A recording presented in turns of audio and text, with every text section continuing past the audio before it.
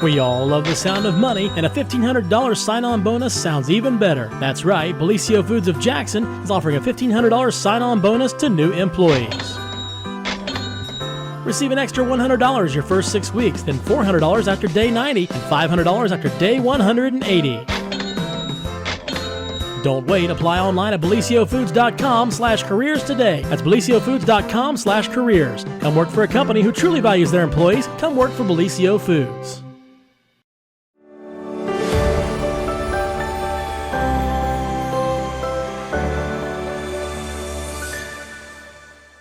Well, happy Thursday, everyone, and welcome to another edition of the morning show right here on Main Street TV. Of course, Jennifer here to start off your morning with a great friend that we have that I'm sure many of you know already, but if you don't, we're going to introduce you because this fella can help you out along the way, right? Correct. All right. Very good. And this is Dr. Brian Cohen, and you are with Ohio Health Physician Group in orthopedics. Yep. And many of you, I'm sure, have already visited with Dr. Cohen because there's a lot of knees and hips and things that need to be replaced. But you're here today to talk about some really cool things. And so we're so happy to have you. Thanks for having me. Yes, of course. So first off, if you would, because this is kind of cool, you're not necessarily from our area. So could you tell everybody a little bit about yourself, where you're from, and how you got to Ohio? So I was born and raised in New York, in Long Island. So I lived there for... Little different. Yeah, just a little. I lived there from age 4 till, I left for college. And then after, from college, it was in and out of New York. And then I went to college in Binghamton, which is a state school, which is actually right between Syracuse and Buffalo. Okay. With Buffalo and New York. Proper. And then I did my medical school training at Mount Sinai Hospital in New York City. Oh, so okay. I lived on the Upper East Side for 10 years for medical school and then 5 years of residency in orthopedics. So right in the thick of things. Yeah. Wow. Small apartment, I'm sure. We had a nice size apartment. It was medical school housing. Oh, that's good. Okay. I got big you. terrace on top on the roof. It was nice. So they took care of you then. Yes. Very good. Yeah. And then I did a fellowship in sports medicine in Chicago. So I went from New York to Chicago, Chillicothe, Ohio. So if Chicago's the second city, what's Chillicothe? Well, the first and third capital. That's a good point. I do have to laugh because you talk to people, because, for most people from Ohio, Ohio stops at 70. Okay. Like, there's no Southern Ohio, Yeah. right? So you're talking to people from Cleveland. I'm like, Chillicothe, we're by Chillicothe, first capital of Ohio. And they all just. Like, And third capital. Was it? Yeah. Did you not learn that in like the, fourth grade, like the rest of us did? Yeah. It's interesting. My, you know it, and you're from New York. yeah. Well, my chairman in residency, his roommate in college was from Chillicothe. No way. Yeah. It was just a random, he's like, you're going to Chillicothe? He's like, my roommate from college was in. You're like, Yeah. You're making that up. It felt like he was. Because I didn't know where it was when I got lost on the 270 loop. Yeah, you just drive south. Yeah. Just go south and you'll be okay. Have you ever, I did this one time in my life, went all the way around 270 because I didn't realize. It takes about 45 minutes. If you don't know, maybe a little longer. That's what happened my first trip here. You're like, why did I just start where I... Yep. How am I back to where I started from? Yeah. That's really embarrassing. Yeah. Well, where I grew up, roads, go in a direction. They don't go in a circle. In a circle? Right. Yeah. So, when you're looking for an exit, you assume that when you see that exit, that's... But when you see it twice, you're wondering, how do you see it twice? It's like one of those sick and twisted movies that you get stuck in the woods and you keep going around. And anyway, that's neither here nor there. No, so welcome. And we're so happy to have you here in the area. And you have been here for, we like to say, a few years around here. We never say anything that's too long because it makes us seem old. That's fine. Which you are certainly not old, but you have been in the area for over 20 years. Yeah. Yeah, I started in September of 2000. Wow. Yeah. That's amazing. So how in the world do you end up from New York to Chillicothe, Ohio? Through Chicago. How do you end up from Chicago He got me. How do you end up from Chicago to Chillicothe, Ohio? Yeah, I got a random robocall, almost like it was in December of '99. Helen Williams was a recruiter Uh-huh. and still is, and she called me out of the blue and said, "Hey, we're looking for 2 doctors in orthopedics to start a practice at our hospital." Oh, And I was interviewing in New York, I was interviewing in Chicago, and I was like, "Well, I don't have a job yet, so I'll make a trip." Because the nice thing about it is that the first person they hired could actually help recruit the second person. sure. So I was doing a fellowship with somebody that I was good friends with, and I figured, man, if we have a job that we could continue working together. Ooh. And that's kind of how it worked out. Oh, that's great. Yeah. Wow, that's really cool. So, okay, so you end up in Chillicothe, Ohio, and you've been here in the area ever since. So we're glad to have you. But tell us a little bit about I mean, most people aren't, children and say, I think I'm going to be an orthopedic surgeon. That's my life goal. You want to be a garbage man or some people want to be nurses, I guess, or teacher or whatever. But where did orthopedic surgeon come into play? Yeah, well, I think I can trace it back to that. I always like to work with cars. So Okay. so growing up, my first car was a 1974 TR6 convertible. Okay. It was my cousin's car, and it had like no miles on it, but it was needed a lot of work. Okay. So every once in a while, it needed spark plugs changed, it needed the oil change, it needed this done. So I just did it myself because it was a lot cheaper Sure. and it was fun. Yeah. So I guess I always like to do things with my hands, trying to identify a problem and fix it. And then when I went to college, I was always better in math and science than I was in English Sure. or the English language or reading retention. But anyway, so that's when I decided, okay, in math and science, that's more maybe going to medicine. Oh. So then I said, I'll go to med school and I'll be a surgeon because I like to do these things. And then orthopedics, I tell this story all the time. So in orthopedics, I had a very strong mentor who was my chief resident, George Denoto. And we were in a surgery with a general surgeon. And in the middle of the surgery, the general surgeon turns to George and says, George, Dr. Cohen's going to be a very successful dermatologist. So he's kind of trying to insult me, in a way. And George, just said, no, he's going to be a very successful surgeon. So obviously I appreciated what George had said, but it was more like, I don't know if I want to be in this room where everybody's like so uptight and so passive aggressive.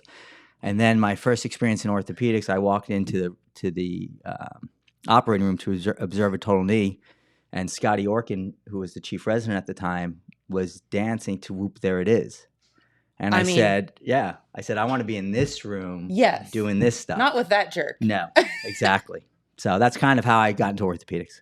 Very good. Yeah. And, I feel like you guys are superheroes. We've been kind of talking with some of our first responders here recently, and I feel like they're superheroes as well. But I feel like you guys are superheroes in the fact that, people, they don't have anywhere else to turn. You literally, their physical well-being is in your hands. And, you can take somebody that's literally bedridden and fix them up to where they can be out in the land of the living and in society again. And that is so life-changing. I consider first responders superheroes. So, it's kind of like when people talk about athletes as role models or, I look at first responders as the real, I don't consider myself a superhero. I consider myself fortunate to be able to do the things that we do. Well, I do, or we do. So take the compliment. I'll take it. But, it's interesting. I had one patient recently. It's an elderly woman who came to the office in a wheelchair, and she hadn't walked for 3 years. And it was a sad story. And she had been to so many doctors, and both of her knees basically wouldn't go straight. They were almost like locked at a 90-degree angle. My goodness. Yeah. So she needed her knees replaced to get motion so that she could try to walk again. Sure. So we did a robotic assisted bilateral, so both knees at the same time. Okay. Knee replacement. And she came, it took a while, but about the 6-week mark, she was walking with her walker through the office. I'll show you the video later. It's amazing. Yeah, it's amazing. See, and that one story has to like make your entire career, and there's many of those. So good for you. Thank you. Yeah, that's wonderful. So number one, okay, let's back up. Yes. Let's talk cars for a minute. Okay. Because I heard that you are kind of the sponsor or something of a few like race cars. Yeah. How in the world did you get into that? Oh, look how cute they are. Oh my gosh. It's very interesting because... Wait, are you driving? No, I'm not driving. Oh, good. Because, I mean... I'd be going the other way. You're going the wrong way. So it's interesting because when you see a picture of these cars, they look normal size. Okay, but these are the legend midget cars. But when you see them in person, I guess you'd call it, they're obviously small. Like I have an 8-year-old and she could fit in the car and it'd be perfect for her. But yeah, so this is something that one of our nurses in the office, her husband races one of these cars, and then so she said, hey, would you be interested in sponsoring his car? And I said, I like to be involved in different things. So I said, sure. And then, a few weeks later, she said, my son-in-law, he races too, and he really likes your logo. So, he wants to put it on his car. And I was like, well, we'll sponsor him too. And then, we went to one of the races, and then, some of the other drivers come up and say, hey, man, I need a new gasket. If you help me with that, I could put your name on my car. I'll put your pretty logo on my car. So, it was really just, it's fun. It obviously it's entertainment. Yeah. It makes people happy. So for me, I just like being involved. So where do you get to go see these cars race? So they race around Ohio. So the Portsmouth Raceway. Yes. Atomic Park. And some of the other race tracks around the area. So awesome. Yeah, so it's fun. Very good. Okay, so that's a sidebar anyway. But I thought that was really cool. We have a really epic video about his racing team we can play in a minute, Jim. Oh, we do? Yeah. Yes. Okay, cool. I like epic videos. Yes, epic videos are great. Yeah. All right, so back to you, Ohio Health Physician Group. Let's talk about your physical location, where people can find you, and then I want to get into some of the things that you do that are special and really, really state of the art. Okay, so we just opened our office in Chillicothe. So you are local? Yes. Okay. So and it's good to be back. So there was a period of time where we weren't allowed to work in the local area, but now we're back, and we opened that in February and started the office in April. So it's not just orthopedics; it has cardiology and it has other primary care providers. So it's a multi-specialty office space. And it's really nice. You would think it's in the old Office Max, which is next to Lowe's on Bridge Street. Yes. Okay. I know exactly where that is. And you would think you'd walk in and you'd feel like you were in Office Max. Yeah, 100%. Get a stapler when you leave or something. Yeah. But it actually... Can I get some toner cartridges on the way out? And some gum. They did it. They sell gum at Office Max? Well, yeah. Oh, I didn't know that. They did an amazing job with the renovation. I mean, they have these modular walls that, it's very modern, very clean, and it's very big. And we just added MRI, so now we could do MRI there as well. Oh, wow. And do lab. So there's a lot of things provided. Very cool. So you have, and is there like a website where people can go and check out some of the different providers and that kind of thing? Ohio Health has their website. Okay. So ohiohealth.com. Okay. And then you could do Find a Doc on there, and you type in a specialty, you type in a location, and it'll put you to the website for the people that are at those locations. Okay. And then I guess main location is not the right word, but the first location? Yeah, so the first location is the Grove City office, which is on Stringtown Road. Okay, super easy to find. Yeah. You don't even have to go far on 270 to get there. You don't even have to go on 270. You don't? You could just go up 104. That is true. Make a left on Stringtown. That's true. Yeah. Yeah. So if you're feeling frisky, you could get onto 270. Yeah, south of the loop. But and our office is at one location at 2030 Stringtown Road, and then closer to 104 is the Grove City Methodist Hospital, which is where we do our surgery. Okay, so and for right now, you all are doing surgeries at the Grove City location. Correct. But never fear, because we'll get to that in a minute, but a lot of them are outpatient. So Yes. people can come straight home. Correct. So the nice thing about being back in Ross County is that we can do all of our initial evaluations and do all of our follow-up evaluations local for patients. They do have to drive to Grove City if they need a surgery. Okay. But otherwise, all their therapy can be done close to home, and all their follow-up visits can be done local. And that's game changing for people. When we were talking off the air that, it's hard enough to get people to go do their therapy and things, which Correct. is super duper important. Very important. Very important. But to get people to actually go out, it's very inconvenient. You have this knee or this hip that you don't really want to walk on, or it's hard to get in and out of the car or whatever. So to get people to drive really a far way would be difficult. So you can arrange it to where therapies can either be in the Chillicothe or even, here in the local, like even more local, Yeah, like the Jackson area. Yeah, if so you're we have from a lot here. of patients that come up from Southern Ohio. So Sure. if they're in Jackson or if they're in Athens County or in Southern Ohio, like Portsmouth and stuff, they can do all their therapy local and then just come up to Ross County for their follow-up visit. Very good. See, and it's so that makes it so convenient. Yeah.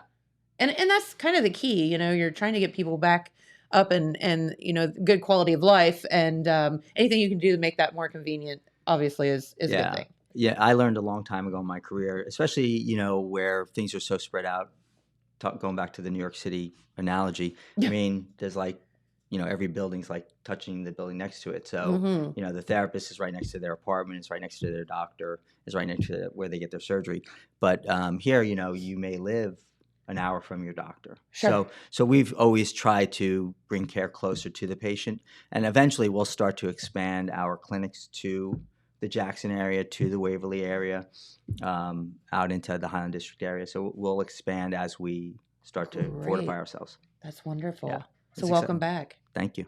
Good to be back. Yes, absolutely. All right, so let's talk for a minute about, some of the surgeries that you do, or not even necessarily surgery, because your entire, career is not about surgeries, and we would like to avoid, I assume, surgeries at 100%. a lot of cost. So, who are the patients that you see? So When is it time to call Dr. Cohen? I don't know. I guess 3 a.m. I don't know. It's it's not. I get those phone calls all the time. Oh no! But I'm up. But I guess the point is that it's one of those things where if you can't lift your arm, if you can't walk on your leg, if the pain is constant, nothing's working, your over-the-counter remedies aren't working. Advil isn't touching it anymore, right? Advil, the ice isn't working. Yeah. That's when you should get evaluated. The nice thing about our group is that we have a lot of non-surgical providers. So most people don't want to meet a surgeon and then have to go to surgery the next day. They'd rather meet somebody who can operate on them, maybe fix them in a different way. Sure. Which I can do as well, but this is what our non-surgical group specializes in. Okay. So they use different modalities. They'll do ultrasound guided procedures, whether injections or they'll prescribe physical therapy. Some of our doctors they're osteopathic, so they do manipulations in the office for the patients. Oh, okay. Yeah. So there's a lot of things that you can do to avoid surgery. The majority Sure. of the things that people suffer from are non-surgical. Okay. So That's good. Yeah, usually 90% of the people we see don't need surgery. I see. It's when they've failed their conservative management, or it's such a bad injury that surgery is the only option. And then it's still a quality of life decision. It's not, you have bad arthritis in your knee, you need your knee replaced. You don't need your knee replaced. It's if you want to avoid the things that you're suffering from that aren't getting better, that are preventing you from doing the things that you enjoy. Right. That's when you make those decisions. It's not life or death situation. It's Correct. a quality of life situation. Right. And that's kind of why I like orthopedics as opposed to some other specialties. It's not life or death. It's quality of life. That's true. Yeah. I never thought of it that way. Yeah, that's a good thing. All right. So what are some of if we are talking about surgeries, say somebody comes in and then I do kind of want to talk about some of the things that you can do with injections and stuff like that too. But so somebody comes in, you're looking at them, you're like, okay, this is a hip or a knee replacement, or I assume that you do all the different So I do a lot areas of the body. Well, I do shoulders, hips, and knees. Okay. And so that's the majority of the stuff that I do. Okay. So like a rotator cuff tear in the shoulder. So once again, I tell my patients, because I'm like, nobody dies from a rotator cuff, so it's really your decision. If you have reached a point, either therapy's not working, or the pain's so bad, or the dysfunction's so bad that you can't, use it for your job, or you can't use it to do the things you enjoy. That's when you Right. make the decision. In rotator cuff repairs, we do them all through the camera, so it's arthroscopic surgery. And what we're trying to do is reattach the rotator cuff tendon back to the bone and get that to heal back to the bone. Okay. Traditionally, that's always been the challenging portion, the healing part. Okay. That's why they say shoulder surgeries are rough, right? I mean, Part of the because reason they're hard to heal. Well, part of the reason that they're hard to heal, it's one of those things where technology has brought us so far with how we fix them. So Okay. the fixation's great, but we're still working on the biology, where we actually get the body to grow the tendon to the bone. Okay. We do some different things. There's a company that I work with that has it's a scaffold, so it's like a lattice type material Mm-hmm. that goes between the tendon and the bone that facilitates. It's like a superhighway for the cells to move from the bone to the tendon to do their job, to get it to heal. Makes total sense. Yeah, and we've tested this in the lab, because you can't sacrifice a person and test how strong the repair is. I mean, unless you want to. Yeah, exactly. You don't want to get in trouble.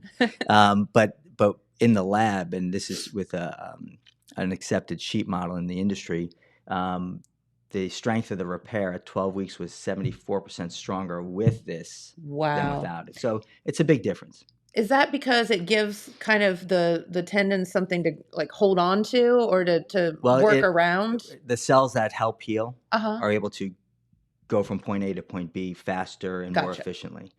Traditionally, tendons heal to bone with like a scar, so it's healed, but it's not the normal anatomy healing. I see. So it's kind of a less mechanically sufficient heal. Okay. In this situation, it's normal. So when's that going to happen? Happens all the time. When's- Monday, Wednesdays, and Fridays in the operating room. So do you think that will actually be a surgery that you'll be able to complete sometime soon? We're doing it. Oh, you are doing that? Yeah. Okay. Actually, I tore my triceps about 2 years ago, and it's not indicated for the triceps, but it's still a tendon and a bone. Sure. And the doctor that did my surgery used it, and it was great. Are you like, I can do this myself? Yeah. Yeah. I wanted to. I'll just do a shot of whiskey. I got it. Oh, that would be funny. I mean, you got the knowledge, right? Yeah. Okay, so let's talk a minute about did I hear something about some robotics and some special things that you guys do that might be kind of cutting edge, state of the art? So, it was probably state of the art when we first started doing it. Yeah. In 2017. So we started doing robotic assisted hip and knee replacement in 2017. Okay. And I think we're close to about 2,000 cases now, Wow. which is just experience, which is important when you're doing anything. You want repetitions, and, you don't want to see something you've never seen before. Sure. But what the robot does, and this is what I tell my patients, I tell them, first of all, I still do the surgery. So it's kind of an informational tool that gives me information about alignment and position, so that I can make decisions that kind of restore normal anatomy. So I tell my patients it doesn't add time to your procedure, because we know that when we didn't use it, and now that we use it, our time to do the procedures are the same. Sure. And it doesn't add cost, because there's not an additional cost to do robotic assisted. It's the same code that gets reimbursed at the same rate from the Okay. insurance. But it does add accuracy. And when you're dealing with moving parts, you want them to be accurately sized. So the sizing is based really off the CAT scan and not off of a measuring device that we would normally use in the surgery that may not sit flat, or there may be soft tissue in the way, so it may give a false size. Okay. And it helps with positioning. So if you accurately size it and you accurately position it, it's going to work better. And when they work better, they last longer. Because unfortunately, every human is different, right? Correct. And that's what I tell my patients, we're doing this specific replacement for this left knee. Now, sometimes we do both knees, like we talked about that woman that hadn't walked for a while. Yes. And they could have different problems. That, one side could be worn out, the outside on one knee and the inside on the other knee. Sure. So it's not the same operation, even though it's Same human being, two completely different surgeries. Exactly. Yeah. So the technology that the robot provides just gives us kind of a visual of how we do things. And then if we want to make adjustments, so if I say I want to take a millimeter less of a cut, I could program that in the computer as opposed to eyeballing a millimeter or using a device that's not as accurate as the robot is. That makes total sense. I mean, I don't know how you know how to do all this stuff, but It's fun. so you say. It's fun for us to get to tell us how Yes. you do it, because we certainly are not doing that here.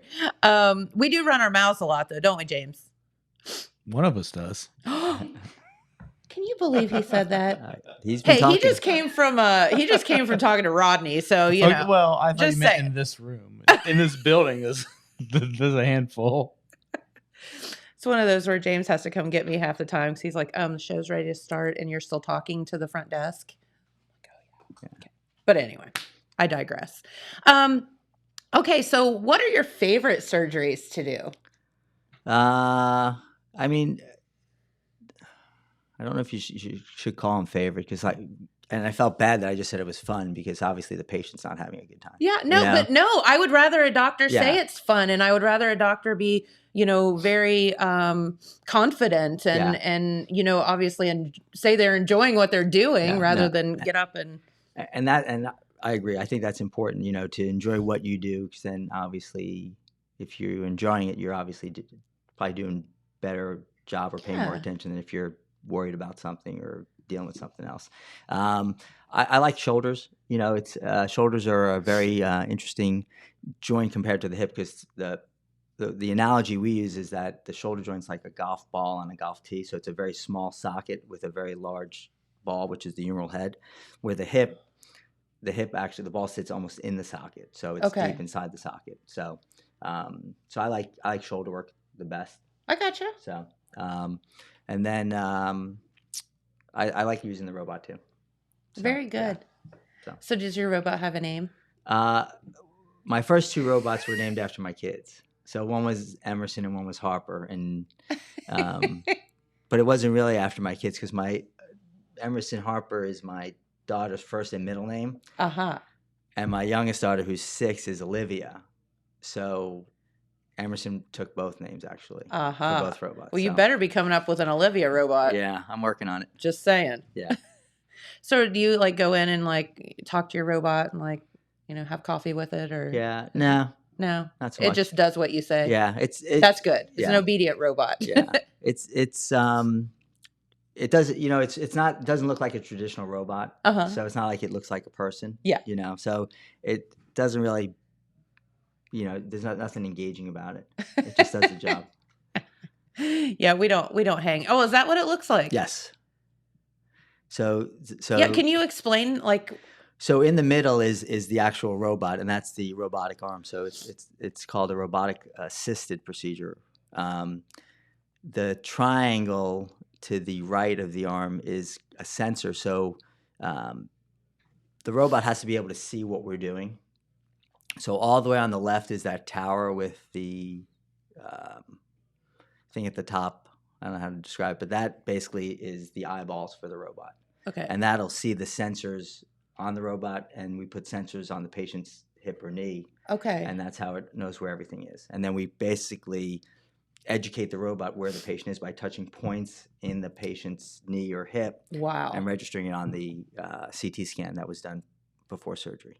So does the robot physically do the act of cutting and whatever, or is it just guiding you as to what to do?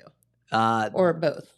It's a combination. So it does not work unless I'm physically using it. Okay. So it's not like I can sit in a corner and program it and it'll go and do things. I'm sure that'll be in 10 years. Sure. But I program it what to do, and then it just does it precisely with me controlling it. I see. Okay. So and the nice thing about it is that in a knee and also in the hip, but in a knee specifically, all the important things are towards the back of the knee, the arteries and the nerves. Based off the CAT scan, it'll give a footprint that the robot can work in. And if you try to go past that footprint, the saw blade will stop. So it doesn't only provide accuracy with the level you cut, but it also provides accuracy and safety. Sure, and protection. Yeah. So it, not that nerve or artery injuries are common after hip or knee replacement procedures, but it's nice to know that there's a safety feature to go with, because a lot of this is more of what we feel. So we feel like we're coming up to the harder bone or the cortical bone, and then we stop. Okay. As opposed to this, it stops when it gets to that edge. So it's nice. Very cool. Yeah. I mean, anything that you can have, right, to kind of just have that extra layer of protection is good. Like, who's going to argue that, right? Yeah. I mean, when it comes to, our focus is always patient safety and Yes. patient experience. And then obviously the people we work with, we want them to, like you said, you want people that you're either working on you or working with you to be engaged in what they're doing. Yes. Happy to be there doing what they're doing. 100%. So, a lot of times it's really just, creating that environment that people like to go to, because we all have to work. So you might as well enjoy your job as opposed to regret going to your job. That's true. Yeah. Very true. All right. So let's talk for a minute about, as I'm reading this and it's saying even like a lot of the hips and knees and stuff. I mean, I can remember, years ago, you went and got a knee replacement. You were in the hospital for days, maybe even a week. Yeah. And now things are a lot of outpatient. Like, how on earth did we get from a week in the hospital to outpatient? It's a good question. When I started training in my residency, the late 90s, patients would stay in the hospital for at least a week, some 10 days. And, that you have a limited amount of space in the hospitals. So if all the beds are full, then you can't do the procedures every day. So we actually probably did a lot less procedures just because of availability. Over time, I think the biggest change we've gotten with, besides robotic technology, is how we manage people's postoperative pain. So they do a lot of different type of different modalities, so different ways to control pain, whether it's different medications. So it's not, narcotics are not necessarily the best medication to resolve a painful situation. Some pain is derived from the nerve, so a nerve type pill helps with that. So using different medications, anti-inflammatories. So not like, here's your, 2 weeks worth of Percocet, go home. Exactly. And then God only knows what happens from there. Exactly. So that mindset has changed tremendously. Okay. And with, not only with the opioid epidemic that forced that change, but also probably as a result, people said, okay, well, how can we manage pain without narcotics? So in our hospital, and a lot of hospitals around the country, they'll do regional. So if you're having your hip replaced, you may have, or your knee, you may have a spinal anesthetic. So that's a numbing medicine into the back, and that has a longer lasting than if you're put to sleep and wake up and there's no numbing. And it's like, ow, ow, exactly. ow. Yeah. So, and then they'll do like regional blocks. They can numb certain nerve groups with longer acting Novocaines, I guess you'd qualify them as. I see. And then, like I said, with these different modalities, so different anti-inflammatories, different neurogenic type medications. So I think the reason why we've been so successful in going to this outpatient is not only with the technology that helps us do the procedure differently or minimally invasive, so less surgical trauma, but we've also figured out ways to manage postoperative pain better and nausea. Makes total sense. So that people can go home. So patients will come in the morning or even in the afternoon. They'll have the surgery and they're out within 4 or 5 hours. They'll wake up. They'll do some therapy. They'll do all the things that we need them to do before we feel comfortable letting them go. Sure. Obviously, having a strong support system at home is good. Yes. And then the other thing that we do is, like one of the companies out there, National Church Residency, we use them as a home health agency to get our patients, to be there when our patients come home and kind of do a home health physical therapy, and a home health nurse will come in and check things. Well, and I know just from a recent event with a family member as home health came in, they do so much. They look through the house. Get rid of all your throw rugs. I can just tell you, get rid of all your throw rugs. That's the first thing they're going to tell you. But they look at your, they look at your house, the safety of it. There's all of these things that home health does that you as a, person don't think of. And they are so helpful. Yeah. And I think that has gotten a lot stronger than it was 20 years ago. And like you said, they do these pre-evaluations to look for those pitfalls. Yeah. those I mean, throw you're rugs. walking on crutches or a walker and you hit that rug, and the next thing you know, you're flat. Yeah. Yeah. It's bad. Yeah. But So we're cleaning out, preparing for a yard sale this weekend, and we found so many rugs that had been stashed away when we pulled them all up when my grandmother had her hip replacement. Did you? So many rugs. All the rugs. Yeah, they'd just been like rolled up and stuck in the corner of the garage. Well, if anyone needs any throw rugs Yeah, and doesn't we've have a got- knee problem or a hip come out problem, to this go yard see sale. James at his yard sale. That is so funny. Oh my gosh. But no, okay, so that answers that question, because, and a lot of it has to do not necessarily with the procedure or healing, it has to do with pain management and, helping people. I know when I had a knee surgery, and, the first thing they did before the surgery was send me in to teach me how to use crutches and how to go up and down steps. And they Right. made me go up and down steps with the crutches like numerous times. Right. And, so those are all things that you need to do. But once you know how to do that, you can go home and feel safe about that. Yeah, I think the best place to recover is home. It is. It's also the safest place. Yeah. Unfortunately, there are sick people in hospitals, and some of Yes. them have situations that are contagious. Well, I mean, we've just gone through a global pandemic. I mean, the Yeah. best thing to do is not be around sick people, right? 100%. So it's if you have the support system and you are comfortable and you feel comfortable on your crutches or your walker, or whatever the situation, I think it's very safe to go home, and it's the best place to be. Yeah, absolutely. It's just mentally, all kind of things. Yeah. I have to tell. I was thinking about this story this morning. Can I tell a story on my mom? Sure. She's going to kill me. This is the funniest thing, though, because she is, she doesn't drink. She doesn't do anything wrong. She's very, perfect. And so she had a knee surgery years and years ago. And so I went to the hospital, and this was one of those where you were in the hospital for many days. And I walk in, and she had, at that point, they give you like this button. It's like I think a morphine or a pain medicine thing. Yep. And I was like, she's just going to town on that thing. And I was like, Mom, what are you doing? She said, I can't get this damn TV to turn on. I said, I think you've had enough of that. The nice thing about that is that they limit. It was totally not doing Yeah. anything, but it was so funny because she's so So I think you've hit your morphine limit. Time to go home. So darn TV wouldn't work. Anyway, all right. So you are not the only orthopedic surgeon at the facility, correct? Correct. Okay. Yeah. So there are others. Are Yeah. there others that have different specialties, or? So at the office in Ross County in Chillicothe, there's cardiology. Okay. There's primary care, and then working within my group, there are or there will be 5 non-operative sports medicine doctors, and then also interventional pain. Okay. So that you'll be able to come to, and I think they're working on OBGYN and some other Okay. subspecialists.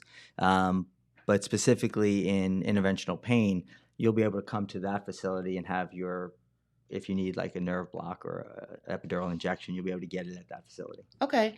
Well, let's touch on that for a minute. You mentioned earlier that 90% of orthopedic things that people come to see you for can be treated without surgery. Correct. So what are some of the remedies that people could try first before they get to the surgery stage? Yeah, I mean, once again, it depends on the extent of the injury. But Sure. if we're dealing with like a sprain or a strain, we would do the same thing that we'd recommend you try before you even come to see us. Rest, ice, elevation, anti-inflammatory. If you come in and you say, my Motrin's not really working, we may try a prescribed anti-inflammatory, Okay. which may work a little bit better. Something with a little more oomph to Yeah. it. Still safe, but with a little more oomph. Yeah. And then, when you get past, depending what we're dealing with, but when you get past those simple things, then you start talking about the next invasive thing, maybe an injection. Okay. So, if you're dealing with a knee arthritis, you can inject a corticosteroid. Some people used to call it cortisone. That's the Yes. brand name. Yes. but it's really a corticosteroid. So that's an option. You can have, in certain situations, we'll take a patient's blood and we'll spin it and take the growth factors out of the blood and inject that as a healing remedy. What? Yeah, Really? that's pretty cool. Okay. And then some people that get more advanced may even use bone marrow. So they'll take bone Really? marrow. Yeah. So there's a lot of, Ouch. yeah, that's more painful. A lot more Yeah. painful. So there's a lot of options to do before, and obviously, the diagnostic testing, whether it's an X-ray, which is easy, or an MRI. They have MRI capability at the Ohio Health Office. Okay. So that's nice. It saves our patients trips to Yes. other facilities. And then physical therapy. So some people just may need a strengthening program. They may need some modality treatment, electrical stimulation or ultrasound, massaging type things Yeah. that help with swelling and inflammation. So I know this is just my own personal experience, but I know when I had my knee surgery a few years ago, I was doing therapy and I told the doc at the time, I said, I just don't think this therapy is it's just not hard enough for me, or I'm not getting anywhere. And he said, okay. So we went and we talked to the therapist, and basically then he kind of shifted his whole thing. And we did a lot of stretching, and we did a lot of hip stretches and things like that. And all of a sudden it was bam, everything fell into place. I'm like, oh, okay. So it's just, you just have to have that person that knows to try something different. right. So it's important, obviously, communication between the surgeon and, especially if you had a surgery, so with the surgeon and the therapist. But what's also important is it's just not that joint. So it's just not your knee. And that was, I think, the whole problem was everything else had tightened up where I was favoring that so much that I wasn't able to walk properly. Right. So if it's your hips, it's your back, it's your core, all of that. It's everything. Yep. So a good therapy program will encompass all those things. And that's what ended up happening, and that's when I improved. So Sounds good. yeah, and that's good to, that's just a little piece of advice. If you feel like something isn't working properly, say something. Exactly. I think that's the whole thing. Be your own advocate. We're not, as a physician, I'm not going to know exactly what's bothering you unless you tell me. Yeah. So it's helpful. And, something, I was joking about the 3 a.m. call, but something that I do is that anybody I operate on, I offer them my cell phone number. Just because I think it's important. Wow, you're brave. Yeah. I think it's important. It changes every 6 months. I just think it's important that if I do the surgery, I'm the only one who's going to know what to be concerned about. Yeah. I can't have somebody who covering for me to answer a question about something that may be specific to, and I may know that a nuance. Particular individual. Yeah, like I may know that this patient had really soft bone, or this patient's tendon was really a little bit weaker than we normally see. So, I'm prepared for, if they say something, I'll be like, okay, yeah, this is why you may be experiencing that, or this is what we need to do. And, I just think it's how I would want to be treated. It's how I'd want my family to be treated. I just think it's important that communication is available when it's needed.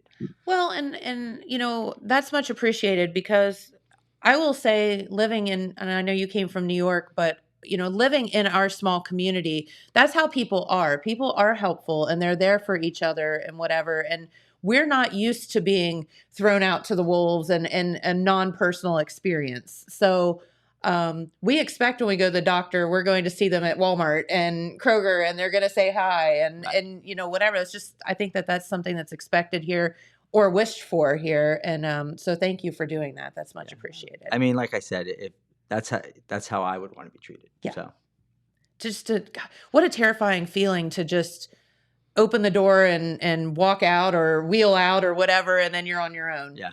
Now, my dad had a heart procedure 20 years ago, and we met the cardiothoracic surgeon the day of the procedure, and then we never saw him again. That was it.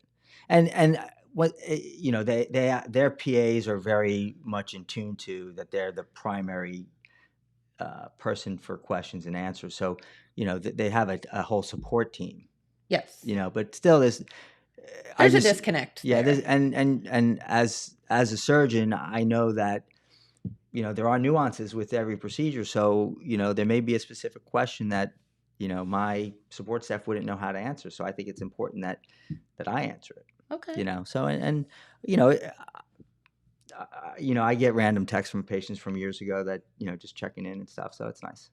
Yeah. That would be cool too. Yeah. Just, hey, I actually just ran a 5K and never done that. I couldn't do that before because of you. So that's awesome. Yeah. Yeah, very neat. All right, James, would you say we had a video? Yeah, Dr. Cohen shared a video with me. It's kind of a cool, like, little highlight reel about the race cars and stuff. Oh, you did? Well, yeah. How So fun. So this is from Zach Bethel at Redbeard Productions. He put this together. All right, let's check that out. Do you want to get to it? Yeah. Let's I like do it. Yeah. That'll be fun.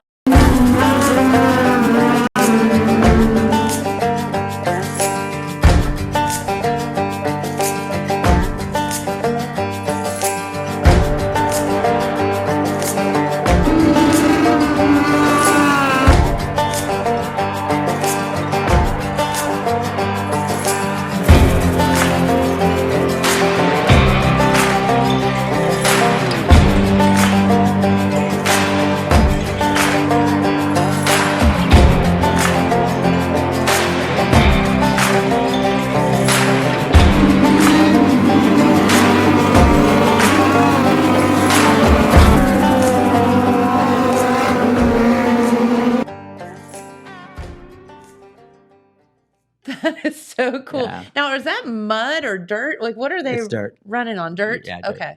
So it's the dirt tracks. Very crazy. Those people have a lot more guts than I do. Yeah, I wouldn't do that either. Yeah. Or lack thereof sense, one or the other.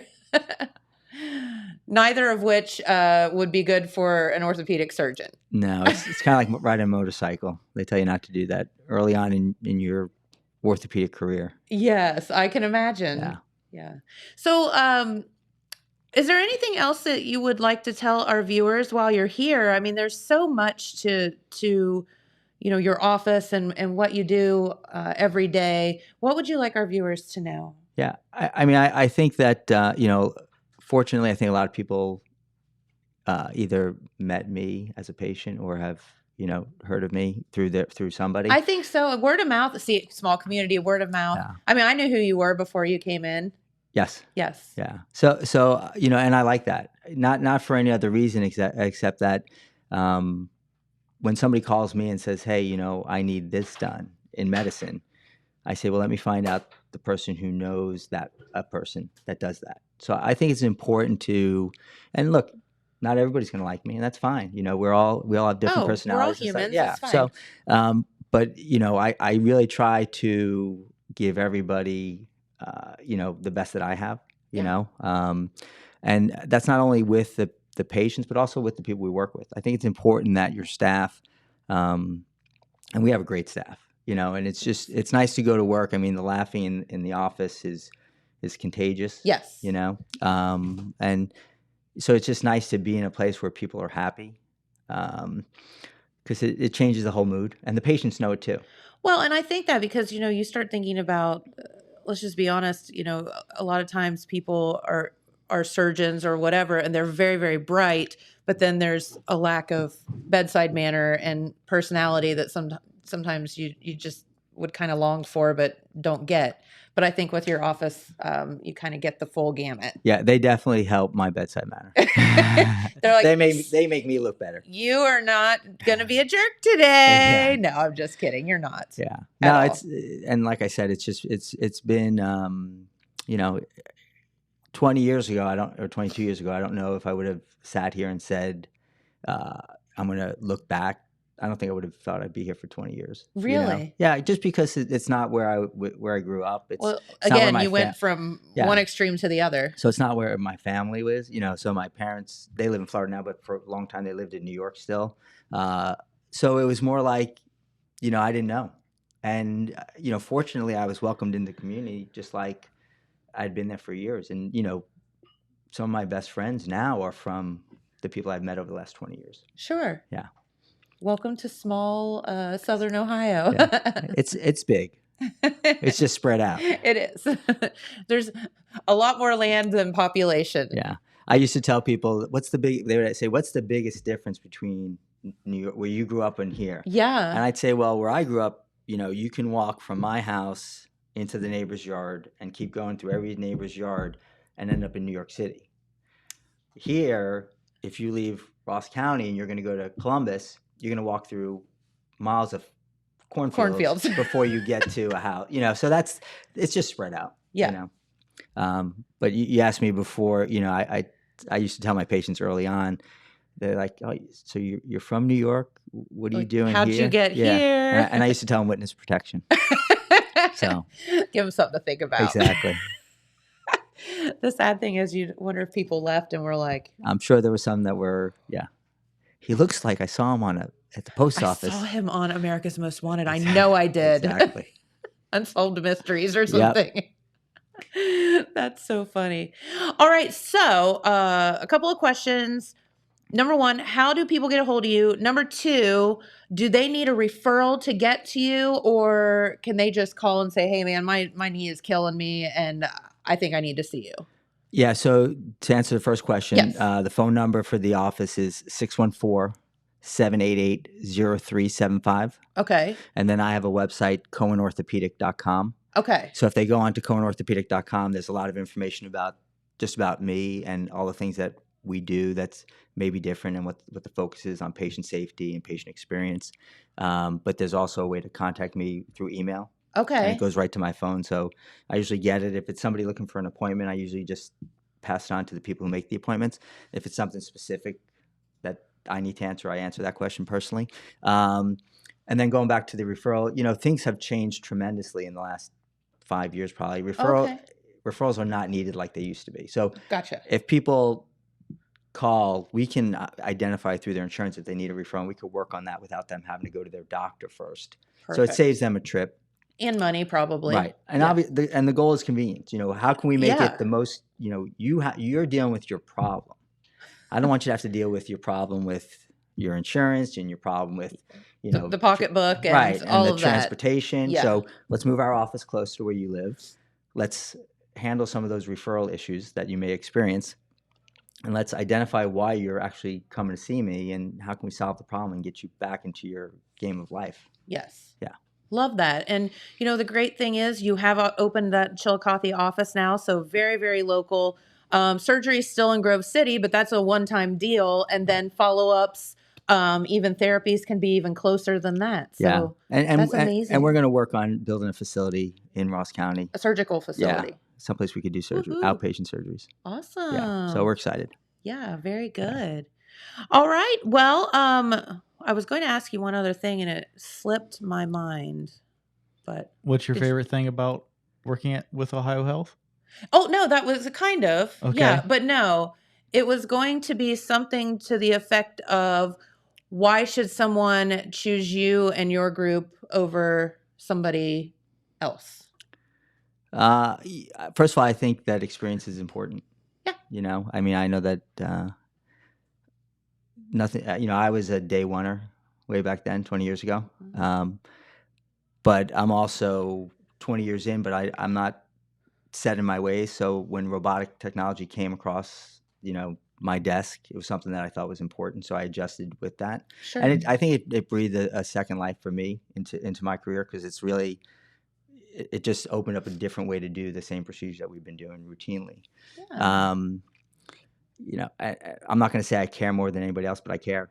Yes. So I can tell. So and the people that I work with are good at their job. I think it's the one thing that I recognized early on is that specifically for surgery, it's a team sport. It's not an individual. If your teammates around you aren't strong in what they do, mm-hmm. it can affect the way the thing goes. It may take longer. So where a knee replacement may take some people 2 hours, it could take us 45 minutes. Not because we're not following the steps, because with robotics, you have to follow steps. Yes. Because you can't get to the last step before you go through the 99 steps before the last step. Right. But when the people working with you know how to use that robot as well as I do, yes, then it's a dance. I mean, people will come and watch us work, and they'll be like, wow, how long you guys been working together? And it's, we've been working 10 years, and I just put my hand out and what I need is there. It's not like oh no, not that wrench. I It's need not that. what I meant. Yeah. So there's a lot less. It's just the efficiency. So Yeah. Teamwork. Yeah. It's dream work, right? Teamwork makes the dream work, and also that engagement. Yep. I think that when people come to our office, like I said, they'll feel a different type of atmosphere just because everybody really gets along and wants to be there.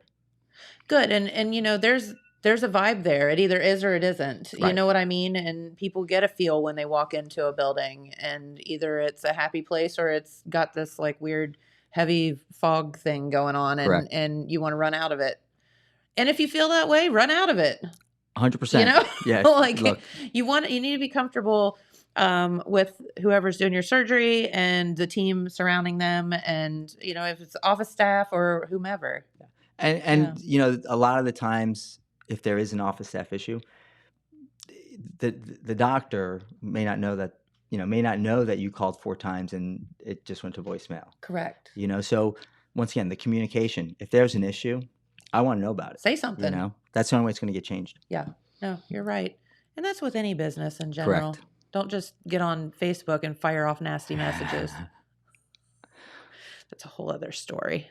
That's a whole other show we could do, right? Yeah. I'll come back for that one. Okay, social media 101, what not to do. All right, well, Dr. Brian Cohen, it's been so wonderful talking with you today. We appreciate you spending time out of your busy day to hang with us. Thank you. It's good to be here. Yeah, absolutely. And, if you have anything cool coming up or, any new advances or anything you would like our viewers to know about, please come back and see us anytime. Oh, we'll be back. Okay, good. Yeah. We look forward to that. All right, James, is there anything else we needed to do today? Well, we can talk about the weather for all these fireworks shows that are supposed to be happening this weekend. That's actually a good idea because we do have fireworks pretty much, I guess probably not Friday, but Saturday, Sunday, Monday, all weekend long. So if you are looking for the weather today, we're getting back up into those high temperatures again. Sunny skies, highs of 91. That humidity is moving back in, which means, what's that mean? Well, it means a chance of rain, of course. Tomorrow on July 1st, can you believe it's July 1st already? 50-50 chance of rain.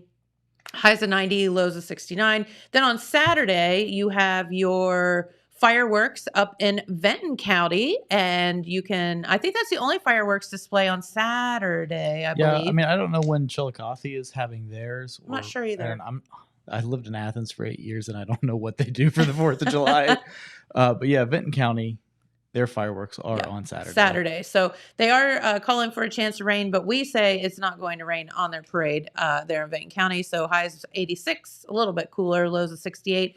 Then Sunday here in Jackson, fireworks. Where else, James? Wellston. Jackson and fireworks. Wellston are both Sunday. Okay. Then Oak Hill is on Monday. And Gallipolis will be on Monday as well. Yeah. So a little chance of rain there on Saturday, Sunday. But then on Monday, for your actual July 4th, James and I made an executive decision, and we will not be here on Monday because y'all are going to be out barbecuing anyway, not listen to us. But it's going to be a gorgeous day on Monday with partly cloudy skies, highs 88, lows down into the 70s. So not too bad of a weekend. We do have that humidity kicking back up, though. So make sure, again, this is Jen preaching, please check on your loved ones, your neighbors, your friends, your family, your pets. Make sure there's plenty of water. If somebody doesn't have some air, invite them over for dinner or something, and just be kind. Be nice, because we're all humans and we should be nice, right? Sounds good. I think so. Yeah. Happy 4th of July. Happy 4th of July. Very good. Are you gonna do any barbecuing over the weekend? Oh, yeah. Barbecue, smoke. Like it. Yeah. Get the Very smoker good. going. Get the smoker going. Yeah. It's always a good 4th of July thing. Yeah. Yeah. It's nice to walk around the neighborhood and the different smell smells. everything. Yeah, yeah. And then it's like, well, I'm going to stop at that house. Yeah. That one smells the best. I'm stopping there first. Exactly. I feel you. All right. Well, we're going to get out of here for the day. Again, Dr. Brian Cohen, Ohio Health Physician Group and Orthopedics. And thank you so much for stopping by. Thank you for your time. All right. We'll see you right back here tomorrow on Friday with some news, I think. Correct, James? I think so. All I told righty. Pete Wilson he's got to be here. That's right. He took some more time off, so Took we're making another him work on vacation. Friday. That's right. You don't get off that scot-free, Pete Wilson. So we'll see you tomorrow. All right. Thanks for watching. Bye-bye, everyone.